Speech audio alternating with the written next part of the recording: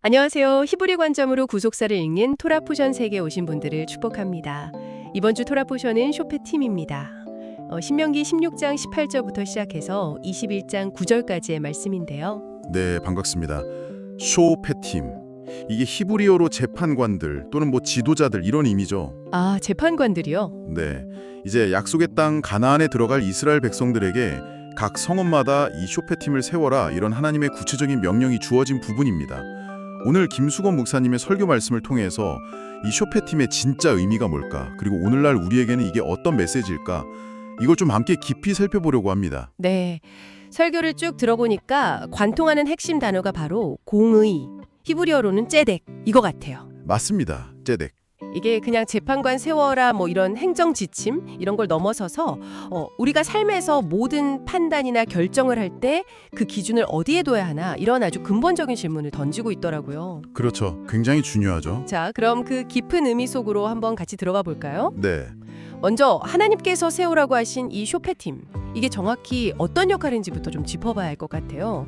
신명기 16장 18절 말씀을 보니까 그냥 법조항 가지고 판결만 내리는 그런 사람은 아닌 것 같던데요. 아, 정확하게 보셨습니다.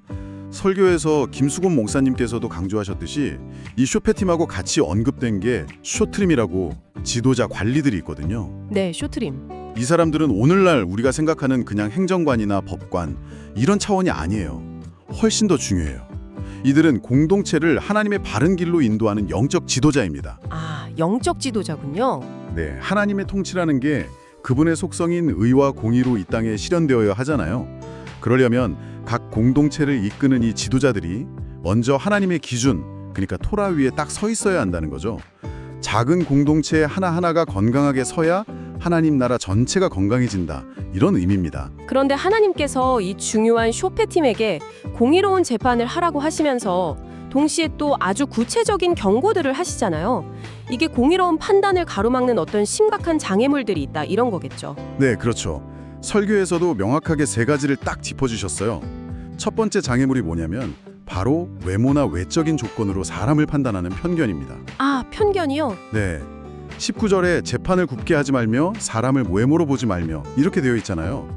근데 여기서 외모로 보다가 이게 히브리어로 나카르인데 이게 그냥 겉모습만 뜻하는 게 아니에요. 아, 그래요? 더 깊은 뜻이 있나요? 네, 더 깊은 의미는 뭐랄까, 사람의 어떤 의도나 계획을 하나님의 뜻보다 더 중요하게 여기는 것, 그래서 결국 사람 중심으로 판단하게 되는 것, 바로 이걸 경계하라는 뜻입니다. 아, 단순히 잘생겼다 못생겼다 이런 문제가 아니군요.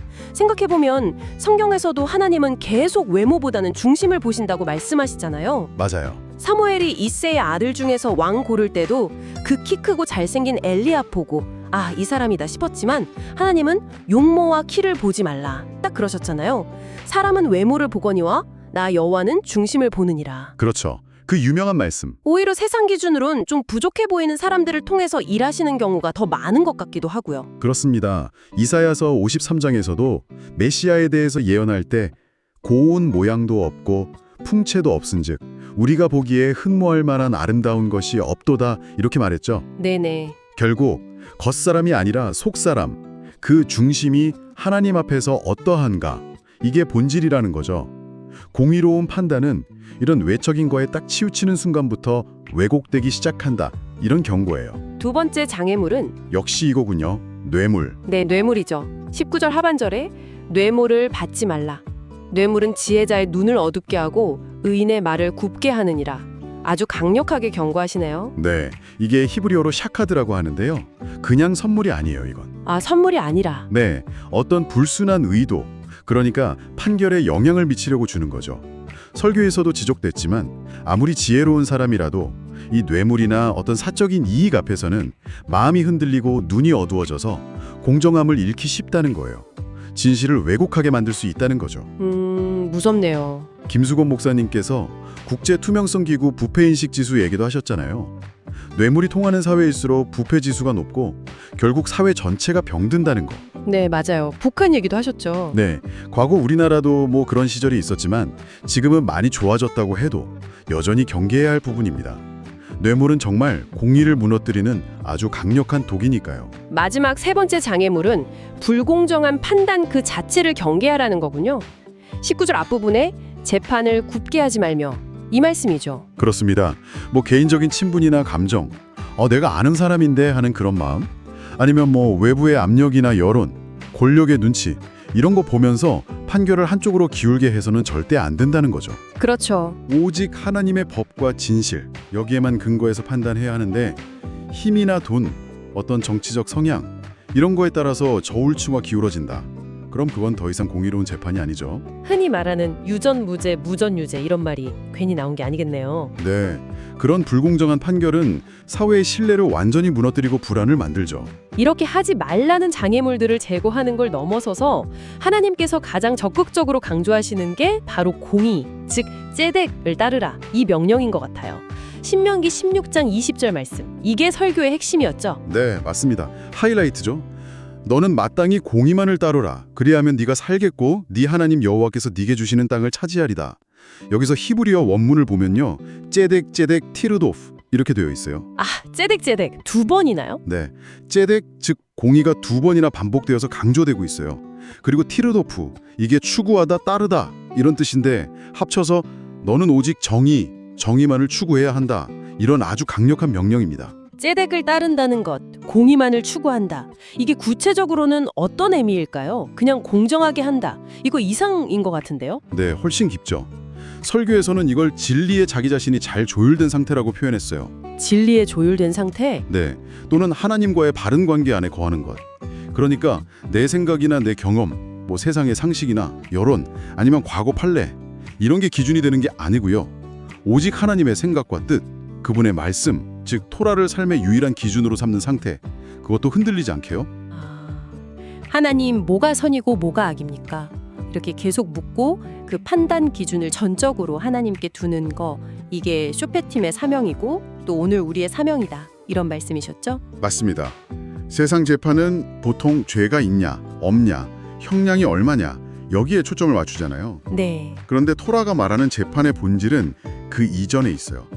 무엇이 선하고 옳은가 이걸 하나님께 다시 묻는 그 자세, 그 과정 자체에 있다는 거예요.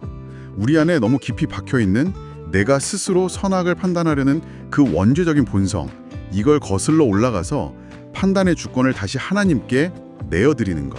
이게 바로 ጼ덱을 따르는 시작입니다. 그런데 설교는 여기서 한 걸음 더 나아가더라고요. 이 ጼ덱이 바로 예수 그리스도와 직접 연결된다고요.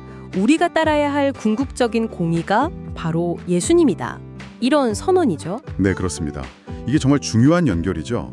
구약에서는 하나님의 말씀에 순종해서 의롭게 사는 사람을 짜딕이라고 불렀어요. 짜딕이요? 네, 그런데 로마서 3장 10절은 아주 냉엄하게 선언하죠.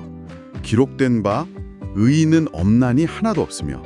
하나도 없다. 네, 인간의 노력이나 기준으로서는 결코 완벽한 의, 완벽한 짜딕에는 이를 수 없다. 이걸 분명히 하는 거예요. 하지만 동시 성경은 예수님이야말로 참된 짜딕이라고도 선포하잖아요. 스가랴 9장 9절에서도 오실 메시아에 대해 그는 공의로우시며 짜딕, 구원을 베푸시며 이렇게 예언했고, 맞아요. 베드로전서 3장 18절에서도 그리스도께서도 단번에 죄를 위하여 죽으사 의인 짜딕으로서 불의한 자를 대신하셨으니 이렇게 증언하고 있고요. 네, 예수님은 단순히 그냥 의로운 행동을 하신 분이 아니에요. 그분은 의, ጼ덱 그 자체이시고 유일하고 완전한 짜딕이신 메시아입니다.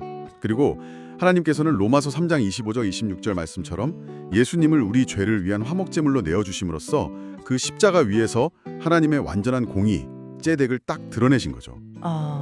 죄 없으신 의인이신 예수님이 불의한 우리를 대신해서 죽으셨다. 이걸 통해 하나님의 사랑과 공의가 동시에 충족된 사건, 이게 바로 십자가죠. 와, 그렇다면 신명기 16장 20절에 마땅히 공의의 ጼ덱만을 따르라. 이 명령이 결국에는 오직 예수 그리스도만을 따르라. 예수 그리스도의 십자가 기준만을 따르라. 이런 말씀으로 귀결되는 거군요. 바로 그거죠. 네. 그럼 예수님이 우리의 완전한 ጼ덱이시라면 그 공의를 우리 삶 속에서는 어떻게 실천하며 살아야 할까요? 설교에서 마태복음 18장 비유 들어 설명하신 부분이 진짜 강렬했거든요. 여기서 예수님이 가르치시는 ጼ덱, 즉 공의는 뭘까요? 바로 이거예요. 내가 받은 은혜를 기준으로 삼는 것. 내가 받은 은혜를 기준으로 삼는다. 네. 우리의 판단 기준, 다른 사람을 대하는 공의의 기준은 언제나 예수 그리스도의 십자가여야 한다는 거죠. 만달란트, 아니 그보다 더 큰 죄의 빚을 진 나를 위해서 주님께서 십자가에서 그 아들의 피값으로 모든 것을 조건 없이 탕감해 주시고 용서해 주셨다. 이 엄청난 은혜를 기억한다면 어떻게 100데나리온 빚진 형제를 용납하지 못하겠냐는 거예요. 주님의 마음은 이거예요. 내가 너를 불쌍히 여김과 같이 너도 네 동료를 불쌍히 여김이 마땅하지 아니하냐. 내가 받은 용서를 기준으로 다른 이를 용서하고 긍휼히 여기는 것. 이게 바로 십자가의 째대기입니다. 이게 개인의 삶뿐만 아니라 교회 공동체에도 그대로 적용되는 원리겠네요. 당연하죠. 교회는 바로 이 십자가의 째덱을 선포하고 실천하는 공동체여야 합니다. 마태복음 18장 18절. 무엇이든지 너희가 땅에서 매면 하늘에서도 매일 것이요 무엇이든지 땅에서 풀면 하늘에서도 풀리리라. 이 말씀이 바로 그거예요. 땅에서 풀면 하늘에서도 풀린다. 네, 두세 사람이 예수님의 이름으로 모여서 어떤 문제나 죄에 대해 판단할 때 세상 기준이나 내 감정이 아니라 이 십자가의 은혜라는 기준, 즉 째덱으로 바라보고 용서하기로 결정하고 선포하면 이게 땅에서 푸는 거죠. 그러면 하늘의 재판장이신 하나님께서도 그 결정을 인정하시고 풀어주신다. 이게 하늘에서도 풀리는 거고요. 정말 놀라운 약속이죠. 네, 놀랍네요. 교회는 죄와 사망의 법 아래 놓인 사람들을 향해서 예수 그리스도의 보혈의 공의를 선포함으로 생명을 되찾아주는 곳이라는 거죠. 더 나아가서 요한복음 16장에서 성령님이 오셔서 세상을 심판하실 때 의에 대하여 책망하신다는 말씀은 더 무섭게 다가와요. 여기서 의가 바로 째덱이거든요. 아, 이것도 째덱이군요. 네. 성령님은 우리에게 물으실 거라는 거예요. 너는 무엇을 공의, 째덱의 기준으로 삼았느냐? 세상 법, 여론, 개인적인 감정, 소위 말하는 팩트. 이게 아니라 네가 거저받은 그 만달란트 탕감의 은혜, 예수 그리스도의 십자가를 기준으로 판단하고 행했느냐는 거죠. 만약에 교회가 이 십자가의 째덱을 잃어버리고 세상의 기준과 똑같이, 아니 어쩌면 더 가혹하게 정죄하고 판단했다면 성령님께서 바로 그 교회를 책망하시고 심판하실 수도 있다. 이런 무서운 경고입니다. 아, 정말 정신이 번쩍 드네요. 우리의 유일한 기준은 예수 그리스도께 묻고 행했는가, 십자가의 은혜에 비추어 보았는가, 이것이어야 합니다. 결국 참된 공의, 이 째덱을 실천하는 삶이라는 건 끊임없이 하나님께 묻고 그분의 음성을 듣는 삶과 딱 연결되는군요. 네, 바로 그렇습니다. 신명기 17장에 보면 이스라엘의 왕이 될 사람에게 아주 중요한 명령을 주시잖아요. 율법책의 등사본, 그러니까 미슌의 하토라를 제사장 앞에서 직접 베껴 써서 평생 자기 옆에 두고 읽으면서 그 말씀을 지켜 행하라. 네, 미슌의 하토라. 이게 무슨 의미겠어요? 왕이 나라 다스리고 재판할 때 자기 생각이나 세상 방식이 아니라 오직 하나님의 말씀, 토라를 절대적인 기준으로 삼으라는 거죠. 그리고 설교에서는 이 율법의 등사본이 궁극적으로는 말씀 그 자체이시고 율법의 완성이신 예수 그리스도를 예표한다고 설명했어요. 우리가 토라를 공부하는 이유도 결국 예수님을 더 깊이 알고 그분의 마음과 기준을 배워서 우리 삶의 기준으로 삼기 위함이죠. 또 신명기 18장에서는 뭐 점쟁이나 길흉 말하는 자, 요술하는 자들 이런 거 용납하지 말라고 하시면서 너는 네 하나님 여호와 앞에서 완전하라 이렇게 명령하시잖아요. 히브리어로 타밈. 네, 탐임. 그런데 이 완전함이라는 게 도덕적으로 흠이 없어야 된다 이런 뜻이 아니라 다른데 마음 나누지 않고 오직 하나님께만 전심으로 묻고 의지하는 그 태도에서 나온다고 하셨어요. 맞아요. 탐임이라는 게 원래 흠없는 재물처럼 하나님 앞에서 마음이 나누어지지 않은 상태를 의미해요. 즉, 온 마음을 다해서 하나님만 신뢰하고 그분께 묻고 따르는 삶. 완전함은 바로 주님께 묻는 데서 시작된다는 거죠. 이스라엘 초대 왕 사울이 왜 실패하고 비참하게 죽었는지 그 결정적인 이유가 역대상 10장에 딱 나와 있잖아요. 네, 뭐라고 나와 있죠? 여호와께 범죄하였기 때문이라. 또 여호와의 말씀을 지키지 아니하고 또 신접한 자에게 가르치기를 청하고 여호와께 묻지 아니하였으므로. 여호와께 묻지 않아서. 네. 오늘날 우리가 뭐 직접 점쟁이 찾아가진 않더라도 중요한 결정 앞에서 하나님께 먼저 간절히 묻기보다는 세상 지혜나 전문가 조언, 심지어 뭐 인터넷 검색, 네이버 지식인 이런 데 먼저 의존하지는 않는지 돌아봐야 해요. 찔리네요. 물론 참고할 수는 있죠. 하지만 최종적인 판단의 기준과 확신은 주님께로부터 와야 한다는 겁니다. 사울처럼 그냥 내가 듣고 싶은 말 해주는 대상을 찾아다니는 건 아닌지 점검해 봐야 합니다. 하나님의 음성을 듣는다는 게 좀 막연하게 느껴질 수도 있는데 설교에서는 몇 가지 구체적인 방법들도 제시해 주셨어요. 네, 그렇죠. 날마다 성경, 토라를 읽고 묵상하면서 질문하는 것, 또 성령 안에서 기도하면서 잠잠히 듣는 것, 특히 내면의 막 시끄러운 소리들을 좀 가라앉히고 성령의 세미한 음성이나 어떤 평안 혹은 거룩한 부담감 이런 것에 귀 기울이는 거죠. 네, 기도와 침묵. 그리고 개인적인 감동을 공동체 안에서 나누고 분별받는 것도 중요하고요. 또 환경이나 상황을 통해서도 말씀과 기도를 통해 주시는 사인을 분별하는 것, 그리고 이 모든 게 단번에 되는 게 아니라 지속적인 훈련이 필요하다는 점도 강조하셨습니다. 네, 훈련이 중요하군요. 그리고 신명기 18장 15절에는 정말 중요한 예언의 말씀이 나옵니다. 어떤 말씀이죠? 내 하나님 여호와께서 너희 가운데 내 형제 중에서 너를 위하여 나와 같은 선지자 하나를 일으키시리니 너희는 그의 말을 들을지니라. 아, 모세와 같은 선지자 하나, 이 말씀이군요. 네, 이 모세와 같은 선지자가 누구인가에 대해서 사도행전 3장에서 베드로가 또 7장에서 스데반이 담대하게 증언하잖아요. 바로 예수 그리스도시라고요. 맞습니다.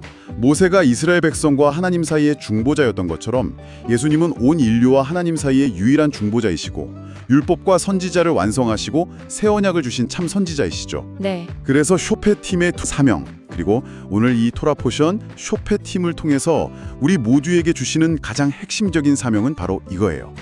너희는 그의 말을 들을지니라. 그의 말을 들을지니라. 네, 우리의 완전한 공의, 째대기신 예수님께 묻고 그분의 음성을 듣고 그 말씀을 따라서 살아가는 것. 이것이 바로 쇼페팀의 정신을 오늘 우리 삶에 구현하는 길입니다. 아, 이 말씀이 설교 시작과 마지막에 함께 불렀던 예수 하나님의 공의 그 찬양 가사랑 정확하게 딱 맞아떨어지네요. 그렇죠. 예수님의 공의, 즉 째덱을 믿음으로 받아들이고 그분의 음성을 따라 살아갈 때 비로소 우리 삶과 공동체 안에 하나님의 주권과 통치, 그분의 나라와 능력과 영광이 임하게 된다. 이런 강력한 선포였어요. 아멘입니다. 오늘 우리는 김수곤 목사님의 설교를 통해서 토라 포션 쇼페팀이 담고 있는 정말 깊고 풍성한 의미를 함께 나누었습니다. 이게 단순히 과거 이스라엘에게 주어진 재판관 임명 지침, 이게 아니라 오늘을 살아가는 바로 당신에게 삶의 모든 영역에서 하나님의 공의, 째덱을 어떻게 세우고 실현하며 살아갈 것인가, 이걸 묻는 아주 근본적인 도전이었던 것 같습니다. 네, 맞습니다. 외모나 조건, 세상의 여론이나 압력 이런 데 흔들리는 그런 인간적인 판단이 아니라 오직 우리의 완전한 째덱이신 예수 그리스도께 그 기준을 딱 두는 삶. 그리고 그 기준의 핵심은 다른 무엇도 아니고 바로 당신이 십자가에서 거저받은 그 측량할 수 없는 용서와 은혜라는 사실. 이걸 절대 잊지 말아야겠습니다. 그러기 위해서 가장 중요한 실천은 결국 끊임없이 하나님께 묻는 삶, 그리고 우리의 참 선지자이신 예수님의 말씀을 듣고 순종하는 삶이라는 것을 다시 한번 마음에 새겨봅니다. 네, 설교 마지막 기도처럼 당신이 바로 완전한 공의, 째덱이신 예수에게 묻고 들어 선악을 판단하는 사람이 되기를 저도 간절히 소망합니다. 진리에 잘 조율되어서 하나님과의 바른 관계 안에서 사람의 입장이 아니라 주님의 마음으로 세상을 바라보고 섬기는 그런 복된 삶이 되시기를 축복합니다. 마지막으로 청취자 여러분께 질문을 하나 던져봅니다. 이번 한 주간 어떤 상황이나 사람에 대해서 판단을 내려야 할 때, 혹은 마음속으로 이미 판단을 내렸을 때라도 잠시 한번 멈추어서 먼저 예수님께 이렇게 여쭤보는 연습을 해보면 어떨까요? 네, 좋은 질문이네요. 주님, 이 상황에 대해서 혹은 이 사람에 대해서 주님은 어떻게 생각하십니까? 주님의 마음과 관점은 무엇입니까? 혹시 지금 당장 이 질문을 적용해 볼 수 있는 구체적인 상황이나 관계가 떠오르시나요? 잠시 조용히 그분의 음성에 귀 기울여 보는 시간을 가져보시길 바랍니다.